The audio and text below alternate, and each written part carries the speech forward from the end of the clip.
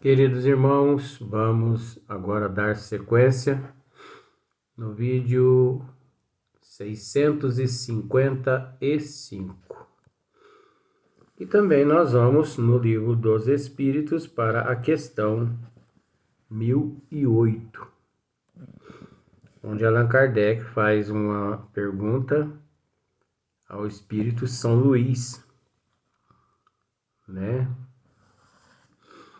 Então Kardec pergunta assim, depende sempre da vontade do Espírito? Olha só, que pergunta. Depende sempre da vontade do Espírito a duração das penas? Olha só, depende sempre da vontade do Espírito a duração das penas, né? Tratando assim, esse processo é relativo, ele é complexo. Você sabe por quê? Porque eu não terminei ainda a pergunta, não. Porque nós gostamos assim de ir devagarinho, explicando algumas coisas. Porque, veja bem, seria o mesmo aqui na Terra. Depende sempre da vontade do Espírito a duração das penas. Então, imagine bem se o indivíduo aqui na Terra, ele, mediante a um crime que ele cometeu, se ele não se esforça para poder quitar aquele débito não deixa de ser, perante a contabilidade divina, uma pena. Uma pena que ele terá que resgatar, que ele terá que reparar perante a providência, perante a justiça da terra. Então vamos pensar assim: o indivíduo aqui na Terra, ele foi penalizado, né? Foi condenado, penalizado a uma pena, ele pegou assim, uma pena de 10 anos, vamos pensar assim. Mas ele, por bom comportamento, ele pode cumprir 3/4. Ou ele pode cumprir, aliás, 1/4 da pena por bom comportamento. Porque ele se arrepende, ele pede perdão e ele procura reparar o erro, mesmo lá dentro da cadeia. Então, por mais breve que seja, e por mais longa que seja a pena, dentro do processo relativo e complexo, todos almeja, mediante a consciência, ele almeja se ver livre daquela situação. Depende sempre da vontade do Espírito a duração das penas. Algumas não haverá que lhes sejam impostas por tempo determinado, né? Então, existem penas que são impostas por tempo determinado, não é? Aqui na Terra, as penas não são impostas pela justiça da terra ao meliante por tempo determinado. Por exemplo, você comete um crime. Vamos pensar dessa forma. Então, de acordo com a lei da terra, de acordo com as leis da terra e com a justiça da terra, o juiz ali ele analisa todas as cláusulas correspondentes ao crime que você cometeu e ele impõe, determina. Você entendeu? Ele determina o tempo que você permanecerá detido, fechado, sem ver a luz do sol, vamos assim dizer. Então Kardec fez essa pergunta aos bons espíritos. Então os bons espíritos, São Luís, que também é um bom espírito, lógico. São Luís responde assim: sim, ao espírito podem ser impostas penas por determinado tempo. Entendeu? Ao espírito. Não está falando de alma, não, tá? Porque se fosse de alma, você sabe que eu já teria retrucado já há muito tempo. Mas eu estou atento a tudo isso aqui. Não passo uma vírgula aqui que eu não esteja atento. Sim, ao espírito podem ser impostas penas por determinado tempo. Então, a justiça divina, ela, mediante a tudo que o indivíduo cometeu, a justiça divina, ela avalia, você entendeu como é que é? E ela determina, ó, vai ser imposta, né, uma pena por um tempo determinado, devido à situação que o indivíduo cometeu. Mas aí vem outra coisa. Mas Deus, que só quer o bem de suas criaturas, acolhe sempre o arrependimento. Deus, que só quer o bem de suas criaturas, acolhe sempre o arrependimento e infrutífero jamais fica o desejo que o espírito manifeste de se melhorar. Você entendeu? O que isso quer dizer? Deus não está passando a mão na cabeça de ninguém. Deus não está passando a mão na cabeça de transgressor nenhum das tuas leis. Não. Não.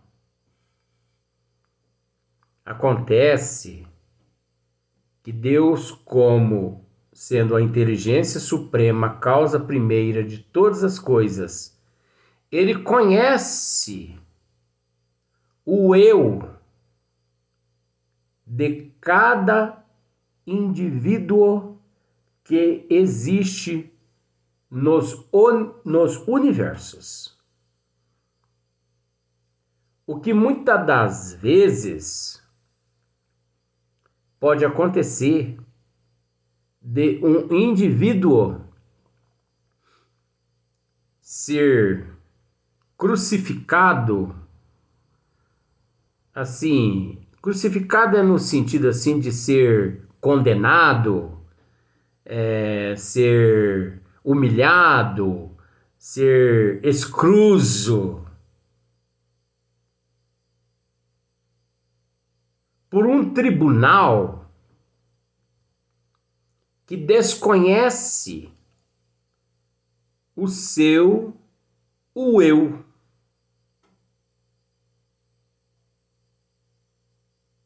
Um tribunal que desconhece o eu. Tendo conhecimento desse o eu, apenas o Criador. Por isso que Deus, neste momento, as leis dele, é óbvio, que só quer o bem de sua criatura, acolhe sempre o arrependimento do indivíduo, acolhe, dando-nos oportunidade, através das reencarnações,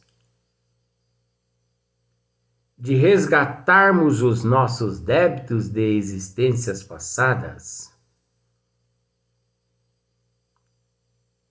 e nunca nos trancafiando em um pecado que nós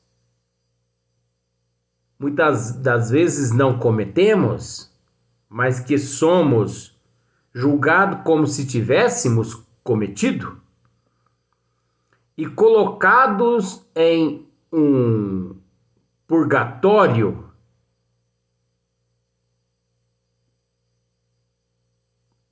o que na verdade esse purgatório também não existe, tudo criação, invenção daqueles que por falta de conhecimento das leis divinas, na terra inspirado pelas trevas e pelo anticristo se encontra. Então, Deus que só quer o bem de suas criaturas, acolhe sempre o arrependimento.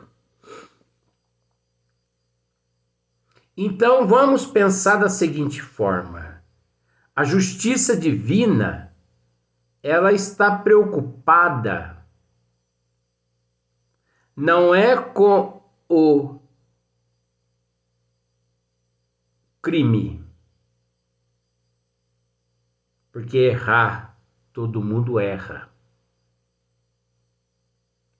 Só os puros e os perfeitos que não cometem erro. Mas nessa faixa evolutiva a qual todos nós nos encontramos, todos nós estamos sujeitos às intempéries.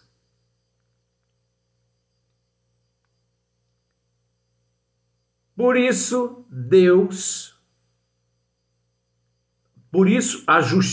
as leis de Deus, as quais aquele indivíduo infringiu, mediante aquelas leis, as leis regidas por Deus. O Criador sabe até que ponto aquele indivíduo infringiu e que sentimento, a partir daquele momento, ele possui. Se ele pretende reparar o débito mais cedo ou mais tarde, o Criador sabe de tudo isso.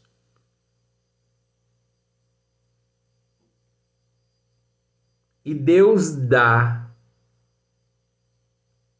condições de que aquele que deseja reparar os débitos, as dívidas mais cedo ou mais tarde, não importa. Deus, sabendo que ele se arrependeu, dá-lhes as condições dele retornar ao corpo físico através das reencarnações. Então você observa que não estamos tratando no esmiuçamento de espíritos puros e perfeitos, e sim abaixo desses, porque são espíritos ainda que não alcançaram esse nível de perfeição. Porque são espíritos ainda que necessitam de reencarnar-se, de reparar-se débitos. Quem não se repara mais débito é o perfeito, é o puro. Nosso Senhor Jesus Cristo não tem nada mais que se reparar. Apesar que Jesus nunca teve que reparar nada, porque seguiu em linha reta. Então Deus concede a esse indivíduo, porque Deus sabe que ele carrega no íntimo o desejo do arrependimento, o sentimento do arrependimento.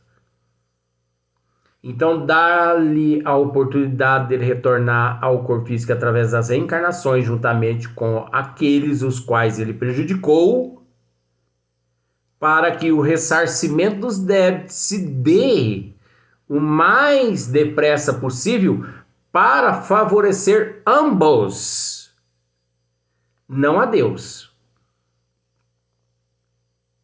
Porque você consegue entender que Deus não necessita de nossa misericórdia.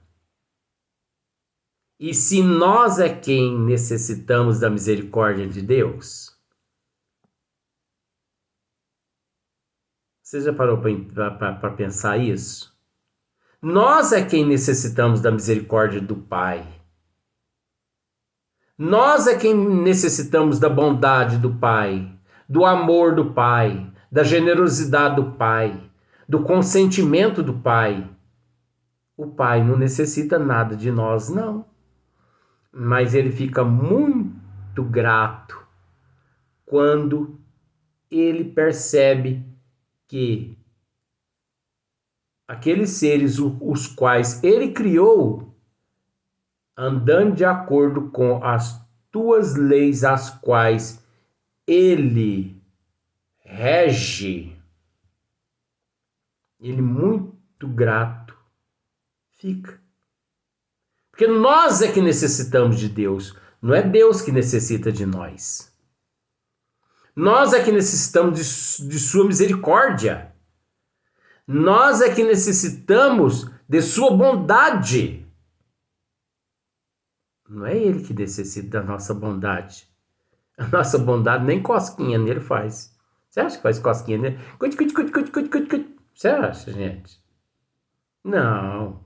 Nós é que necessitamos de Deus. Deus não precisa de nós, não. Você acha que Deus precisa de nós para ele evoluir? Oxi! Se fosse assim... Bom, agora eu conheço um Deus que necessita de nós para ele evoluir. É o Deus de Dante. Esse Deus é maldoso. Daqui a pouquinho você vai ver algo falando. Nós vamos falar a respeito desse Dante. Você entendeu? Então, ainda mais quando a providência divina vê que o arrependimento é infrutífero, jamais fica o desejo que o espírito manifeste de se melhorar. O infrutífero jamais fica sem o desejo que o espírito manifeste de melhorar. Então a providência divina sabe que o indivíduo tem necessidade, ele tem vontade de pedir perdão, de reparar o erro. Então é como, por exemplo, Um parente meu, havia uma árvore na porta da casa dele, um pássaro que cantava todo dia de manhã e todo dia à tarde, junto com a sua fêmea. Cantava. E esse parente meu pensou assim, um dia eu vou pegar esse passarinho e vou prender na gaiola, porque o passarinho que canta bonito. E ele conseguiu pegar o passarinho, gente. Luiz, tem a ver com a história? Tem. É o espírito. E esse parente meu pegou o passarinho, botou na gaiola, o passarinho não cantou. O passarinho ficou preso 8 anos e não deu um pio. Bem feito para esse parente meu. Quem mandou ele fechar passarinho? E durante todo o tempo que o macho ficou preso, a fêmea permaneceu ali, em volta, por perto, naquela árvore, porque sabia que o maridinho dela estava preso. O maridinho, eles haviam casado na igreja. Véu e grinalda. Daminha de honra, tudo isso aí. Aliancinha no pé, pezinho esquerdo da passariazinha. Você tá pensando que eu tô brincando? Tô não. Até que um dia, quando completou 8 anos, o passarinho deu um pio. Esse parente meu pegou e falou assim, eu vou soltar, perdão do termo, viu? Ele disse isso. Eu vou soltar essa desgraça durante 8 anos não deu um pio. Inferno, gastei de alimento com esse passarinho 8 anos e não deu um pio. E abriu a janelinha, o passarinho foi, pulou lá no galho de árvore que ele tinha costume. A fêmea veio logo, né? E já matou a saudade ali, né? Já deu uns beijinhos nele, já deu uns beijinhos nela. Você entendeu? Ela já falou pra ele, falou assim, ó, meu bem, eu fui honesta com você durante 8 anos, porque eu sabia que você estava preso injustamente. Mas eu sempre soube que você sempre quis sair de lá e para reencontrar comigo, sabe lá? Às vezes eu não queria se encontrar com ela nada, mas ele consentiu, né? Tá bom. Foi ele pisar no galho da árvore, o passarinho voltou a cantar. Cantou, que esse parente meu foi e cortou essa árvore de raiva para não ver esse passarinho ali mais cantando. Você como é que parente meu era primitivo? Você tá pensando que eu não tenho selvagem na minha família? Ele foi lá e cortou a árvore pro pássaro não ficar cantando na porta da casa dele mais. E o pássaro foi lá para outra árvore e cantou até esse parente meu mudar lá dessa roça. Assim é o espírito, ó. E infrutífero jamais fica o desejo que o espírito manifeste se melhorar.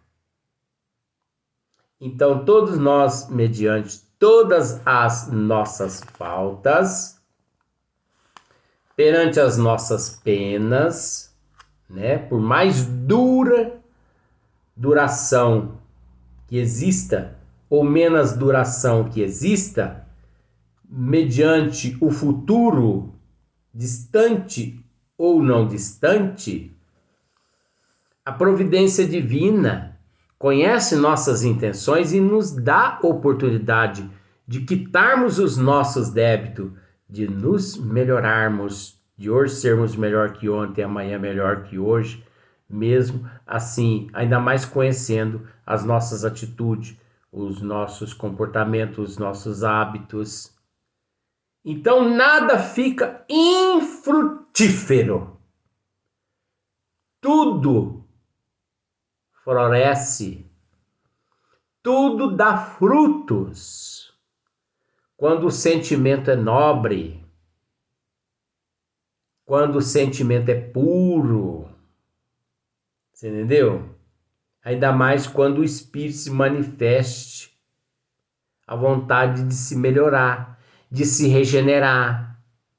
Perante a contabilidade divina pede perdão e depois reencarna para reparar os erros do passado, Aí é onde vem a lei de causa e efeito, ação e reação. As provas e as expiações. Aí é onde vem as desigualdades em todos os sentidos. Deu para você entender? É a questão, o esmiuçamento, que até agora nós demos umas pinceladazinhas. Entendeu? Tem muito mais coisa para dizer. Mas nós vamos ficar por aqui nesta questão, porque a água tem que ser sorvida aos golinhos. Você entendeu? Porque o aluno chega e diz assim: professora, pois não, benzinho, o que é isso aqui? Isso aí é uma réplica de um animal. Qual animal que é esse aqui, tia? É uma vaquinha. O que é uma vaquinha? Você vai aprender quando você crescer. Então nós precisamos crescer para aprender. Nós precisamos crescer moralmente, intelectualmente, culturalmente. Mas o importante é que nos encontramos a caminho. E nunca permaneceremos infrutíferos, e sim frutíferos perante a justiça divina.